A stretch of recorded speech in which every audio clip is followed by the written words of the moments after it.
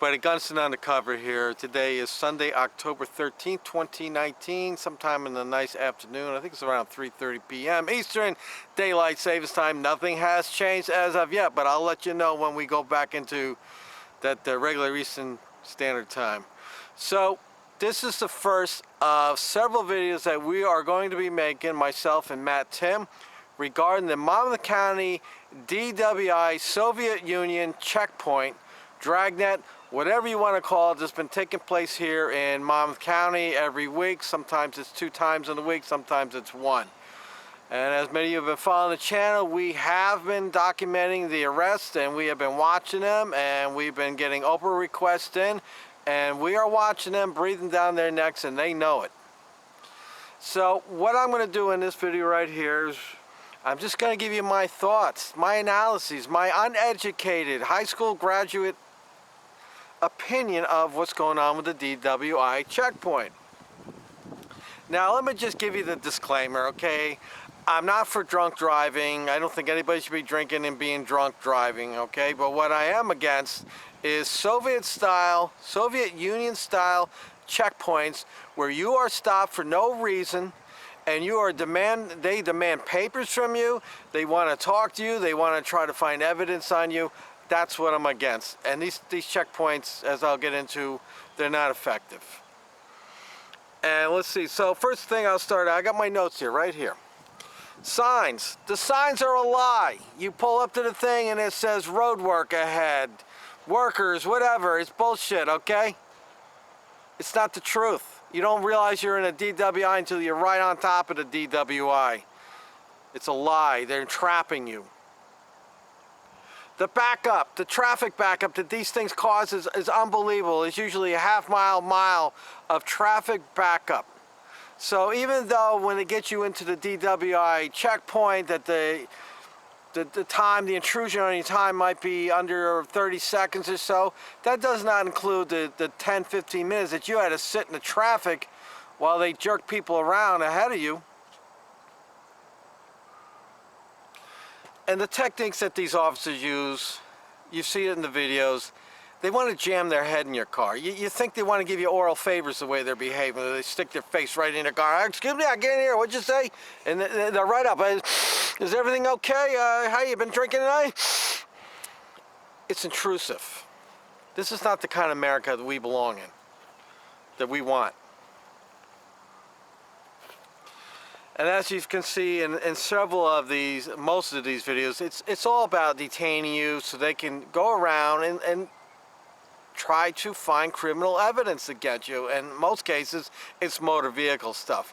Now, we've been told in the past by that bum over there, Schneider, Chief Schneider, the bum, that, oh, it's not about motor vehicle enforcement. That's nonsense. It's absolute nonsense. Now, it does change from town to town, but motor vehicle enforcement does take place in the form of tickets and such. You know, it's intimidating. You're out there, you've got 2-3 officers come up, they got the flashlight on you. You know, most people, I want to say 99% of the people out there have no clue what their rights are. And they just surrender right there because they're intimidated. They're afraid of police. You know, most people are afraid of police. Now, I got to say, to some extent, I am afraid. Yeah, I've been surrounded by 5-6 cops over in Woodbridge one time, and they were just waiting for me to make the wrong move so they could pounce on me. And I got to tell you, it really, it's very disconcerting. It can really rattle your cage, so to speak. Now, one of the other things that they like to do, you know, they lie. They say they smell something, alcoholic beverage. They smell the aroma of marijuana, and they want you to step out of the car. And again, most people do not know their rights. And when they do, they say, sure, I'll step out of my car. Sure, you want to search my car? Sure, go ahead. And me and Matt Tim tell you 100 gazillion times, and any lawyer will tell you that, you do not consent to a search. If they say, excuse me, could you step out of the car? You really need to find out, is this a request or an order? Because your lawyer is going to want to know. Because if they ordered you out of the car, and there was no reason for them to order you out of the car, your lawyer has an argument, a Fourth Amendment argument. But when you just get out of the car like a wussy, like a sheeple, when you go to court and you know, they say, well, we asked him and he complied, he got out voluntarily. So this is why we keep telling you, don't consent to things. And if you're not sure, ask them, is this an order or is this a request? Because it makes a difference when it comes time to go to court. You have to exercise your rights. And I'm telling you people, when they want you to get out of that car, that's your first signal right there to shut up and employ your rights, because invoke your rights, because the police are not your friends. They're not there to help you. They are there to try to effect an arrest. That is their number one goal, is to effect that arrest, because that's what gives them brownie points to get more money to do what they're doing. The field sobriety test. How many times Matt and Tim and I have yelled, oh, you don't have to do it, you don't have to do that. You are helping the police put a rope around your neck and hang you. You do not have to take this field sobriety test, but everybody does it. And I would submit to you, if you had a drink an hour ago and you're not even drunk or anything, but maybe there's a little alcohol, they can smell some, I don't know. You don't take that field sobriety test, you challenge them. Yeah, you know what? I guess you better arrest me and take me back to headquarters, because I'm not taking the field sobriety test. I'm not giving you evidence to convict me. And that's what you do when you volunteer to take that field sobriety test. You give them evidence to hang you, to convict you. And why would you do that? That's just insanity, unless you want to spend some time in jail. I don't know about you, but I don't want to spend any time in jail.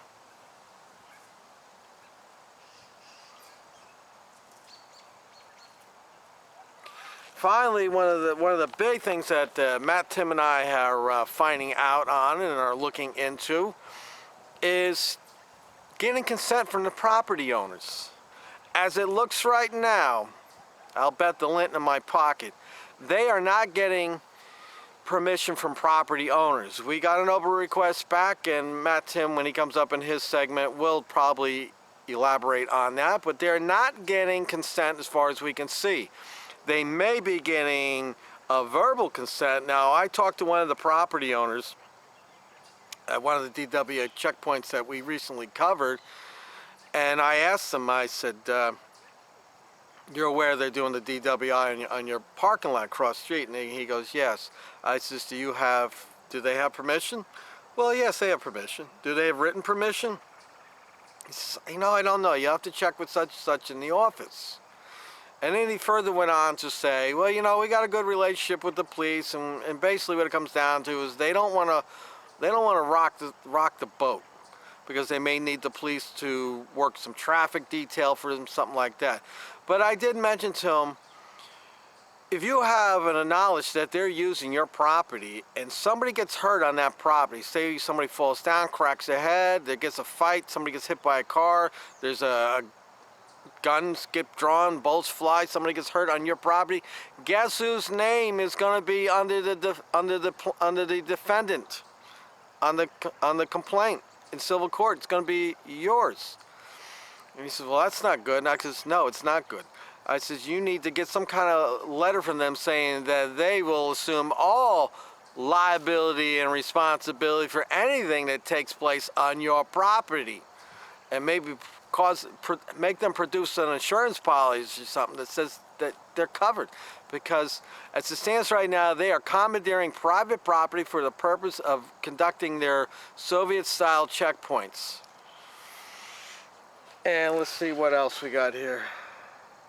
I have repeatedly, publicly asked the Monmouth County Prosecutor's Office, who was overseeing this Soviet Union checkpoint, how much it costs and what the results are.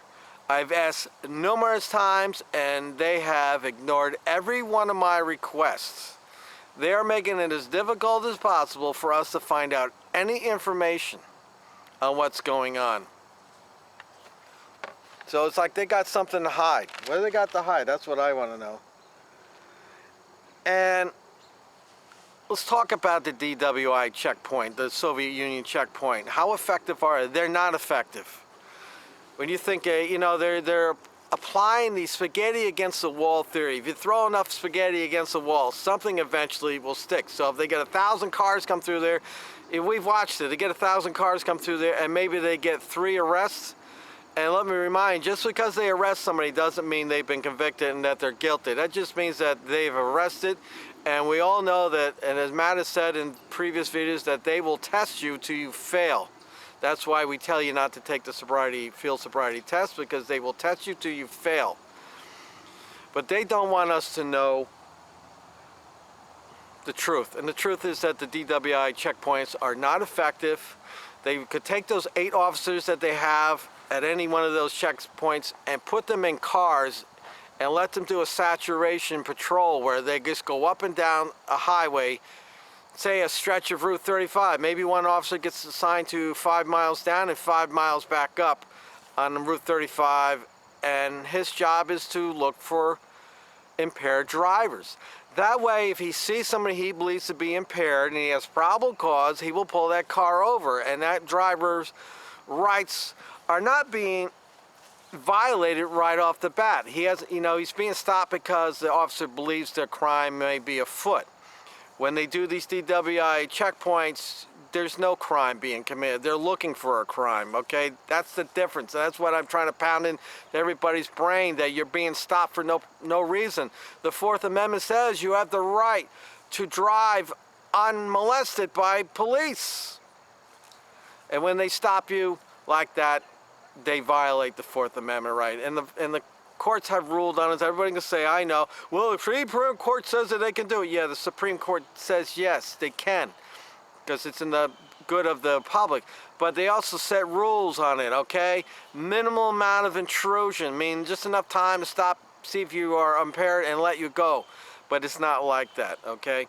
And that's why having a saturation patrol, 8 officers out there covering areas, high-risk areas, and let them patrol and do it that way. Because right now, all these DWI checkpoints is a big get-together for officers. And all those officers out there, take a look at them. I'm guessing they're getting at least $100 an hour. So they do 4 hours, that's at least $400 for each officer. Do the math, what that's costing. It's somewhere up in the area of $4,000 or $5,000 to sit there and do that.